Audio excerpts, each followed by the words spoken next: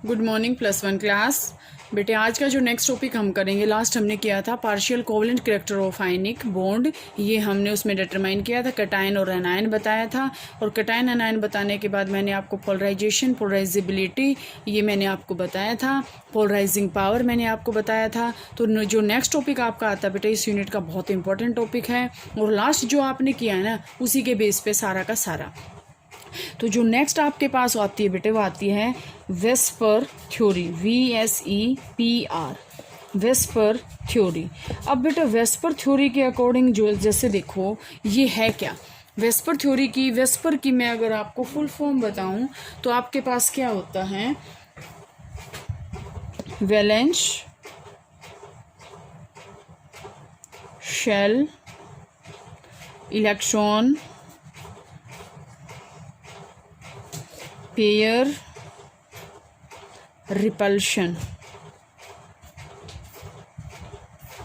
Theory. ये जो है बेटा इसकी फुल फॉर्म है valence shell electron pair repulsion theory. तो इसके अकॉर्डिंग बेटा आपके पास होता क्या है, इसमें हम क्या स्टडी करेंगे। सबसे पहले तो बेटा जब देखो, मैं थोड़ा सा अगर आपको बताऊं, सारे पॉइंट्स वैसे आपकी बुक में गिवन है, आप पढ़ोगे, मैं यहाँ से आपको बता रही हूँ, सारे के सारे आपको क्लियर हो जाएंगे। सबसे पहले तो बेटा आप ये देखो कि वेस्पर थ्योरी जो है ना, वो किस लिए है, फॉर द मतलब इसके लिए अगर हम कहें ना तो this is totally and totally for the geometry या फिर शेप, सेम बात है।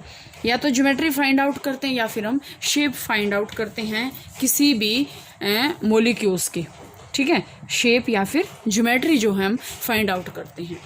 इससे पहले बेटा हम इसके पॉइंट्स को स्टार्ट करें, मैं आपको ये बताऊं, ये आपको पता होना चाहिए। जैसे आपके पास, मैं नाइट्रोजन का एग्जांपल लेती हूँ। अगर नाइट्रोजन के पास 5 इलेक्ट्रॉन हैं लास्ट में, तो 2 तो वो लोन पेयर रखता है, 3 ये बॉन्डिंग कर लेता है। ये आपको नोट करना है। अब ये बार बार ये बातें आएंगी कि लोन पेयर, बॉन्ड पेयर, तो बेटा ये जो होते हैं ना, ये होते हैं लोन पेयर। लोन मतलब इकट्ठा, अलग, अकेला, ठीक है, लोनली, ठीक है। और ये जो होते हैं बेटा, ये होते हैं बॉन्ड पेयर। तो आपके पास अगर हम इसमें बात करें तो इसमें यहाँ से इसकी डेफिनेशन आ रही है, वैलेंस शेल और इलेक्ट्रॉन के पेयर है ना, उसके बीच में रिपल्शन शो करेगा, वो थ्योरी होती है। और ये वेस्पर थ्योरी के अकॉर्डिंग ये क्या कहता है, ये कहता है कि या तो जो है लोन पेयर या फिर बॉन्ड पेयर स्पेस में जो है इस तरह अरेंज हो कि उसके जो एलिमेंट्स हैं, उसके जो मॉलिक्यूल्स हैं, उसके बीच में क्या हो, मैक्सिमम रिपल्शन हो, अट्रैक्शन ना हो, मैक्सिमम क्या हो, रिपल्शन हो। इसकी वजह से, मैक्सिमम रिपल्शन की वजह से वो क्या है, उसकी एटम्स के क्या शो करते हैं, वो स्टेबिलिटी को बता देते हैं। मैक्सिमम रिपल्शन हो, स्पेस में जो है लोन पेयर या फिर बॉन्ड पेयर इस तरह से अरेंज हो। अगर मैं यहाँ से बताऊँ बेटा, the VSEPR theory is based on the fact that the electron pairs in the valence shell of the central atom of a molecule, whether it is bonding और whether it is lone pair, ये इस range इस तरह होने चाहिए space में कि इतनी दूर हो ये एक दूसरे से कि उसके बीच में क्या हो, मैक्सिमम रिपल्शन हो, ठीक है। वो क्या होए, मैक्सिमम रिपल्शन यहाँ से अवे इतना दूर होना चाहिए कि to minimise the mutual repulsion, मतलब वो मैक्सिमम नहीं आएगा बेटे, यहाँ पे मिनिमम आएगा, मिनिमम रिपल्शन हो। थोड़ा सा ये मिस्टेक होगी इसमें, मिनिमम रिपल्शन हो। मिनिमम का मतलब क्या है, जैसे देखो अब यहाँ से मैंने यहाँ से ये कह दिया, ये लोन पेयर हैं, ये बॉन्ड पेयर हैं। अब ये इनके क्या है, इलेक्ट्रॉन्स ही तो हैं। अब ये दूर दूर होंगे तो रिपल्शन कम ही होगा, अगर ये नज़दीक आएंगे तो क्या करेंगे, रिपल्शन ज़्यादा करेंगे। इसका मतलब क्या है, ये स्पेस के अंदर इस तरह अरेंज हो कि इनके बीच में क्या हो, मिनिमम रिपल्शन हो, और जो मैक्सिमम है ना वो क्या हो, स्टेबिलिटी हो। मैक्सिमम क्या हो, स्टेबिलिटी हो। तो यहाँ से बेटे इसको जो है हम कंटिन्यू करते हैं, इसके पॉइंट्स को, किसके पॉइंट्स के अंदर हम स्टडी क्या क्या करेंगे। सबसे पहले तो बेटे आपके पास क्या आएगा, इसके अंदर सबसे पहला जो पॉइंट है ना, सबसे पहले तो देखो कोवलेंट मॉलिक्यूल की अगर हम बात करें, कोवलेंट मॉलिक्यूल्स मीन्स जिस मॉलिक्यूल्स के बीच में क्या हो, कोवलेंट बॉन्ड हो। कोवलेंट मॉलिक्यूल्स के बीच में क्या होता है बेटा, एक सेंट्रल एटम होता है, एक क्या होता है, सेंट्रल एटम होता है, ठीक है, जिसके द्वारा जो है लिगेंड्स जुड़े होते हैं, लिगेंड्स आर अटैच्ड, ठीक है। अब जैसे मैं यहाँ से एग्जांपल लेती हूँ बेटे NH3 का, अगर मैं यहाँ से नाइट्रोजन, ये नाइट्रोजन, ये नाइट्रोजन, ये नाइट्रोजन, ये हाइड्रोजन, ये हाइड्रोजन, ये हाइड्रोजन, तो ये जो नाइट्रोजन है ना, ये क्या है, सेंट्रल मेटल एटम, ठीक है, या फिर सेंट्रल एटम कह सकते हैं, ठीक है, सेंट्रल एटम, मेटल नहीं कहेंगे इसको, सेंट्रल एटम। और ये क्या है, इसके लिगेंड्स, ठीक है, ये क्या है, लिगेंड्स हैं, और ये क्या है, सेंट्रल एटम है। ऐसी ऐसी शेप आएंगे, ऐसे ऐसे मॉलिक्यूल आएंगे, ऐसे ऐसे फॉर्मूले आएंगे, ठीक है। इसके बाद बेटे इसका जो नेक्स्ट पॉइंट आएगा वो आपके पास क्या आएगा, वैलेंस शेल है ना सेंट्रल एटम की, ये आपके पास सेंट्रल एटम है, इसकी जो वैलेंस शेल होएगी, सेकंड पॉइंट इसमें आएगा कि जो सेंट्रल एटम है उसकी जो वैलेंस शेल है, सेंट्रल एटम की वैलेंस शेल के अंदर क्या होएगा, इलेक्ट्रॉन पेयर होंगे, वैलेंस शेल के अंदर क्या होंगे, इलेक्ट्रॉन पेयर्स होंगे। अब जैसे मैंने NH3 का ही बताया, इलेक्ट्रॉन पेयर्स थे, जैसे मैं दोबारा से बनाऊं, ये है, ये है। अब इलेक्ट्रॉन पेयर में क्या होगा, लोन पेयर भी हो सकते हैं और बॉन्ड पेयर भी हो सकते हैं। Lone pair and bond pair both are present. अगर हम, ये सेंट्रल एटम है आपके पास नाइट्रोजन, इसके ये क्या है, बॉन्ड पेयर, लेकिन ये क्या है, लोन पेयर, ठीक है।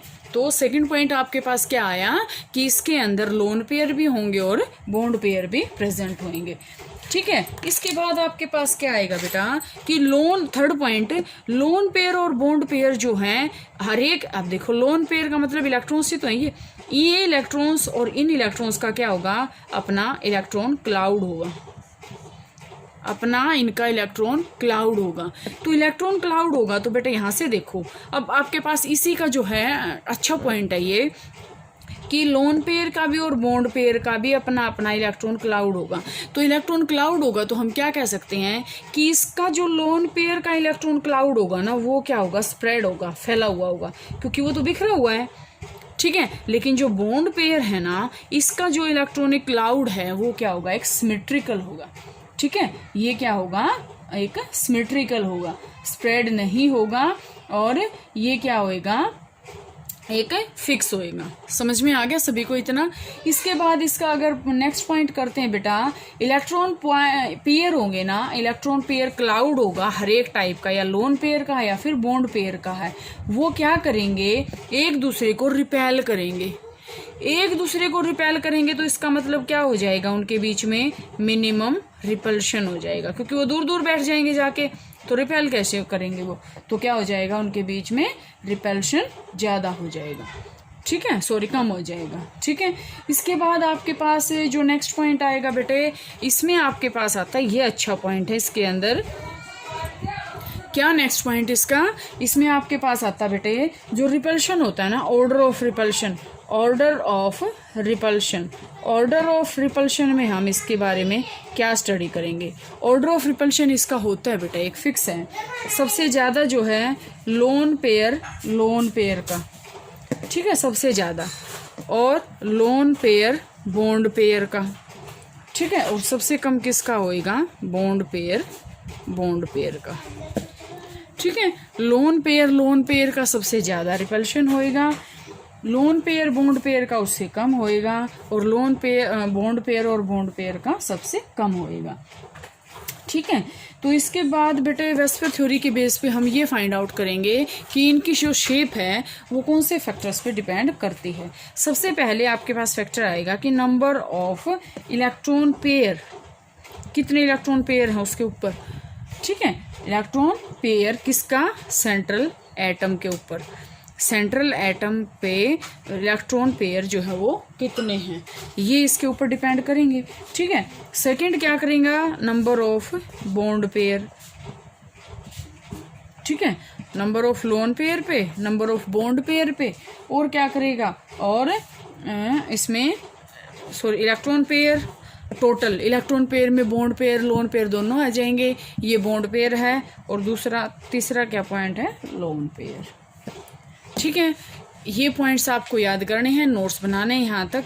इसके बाद जो है कल इसकी शेप करेंगे इसके बेस पे।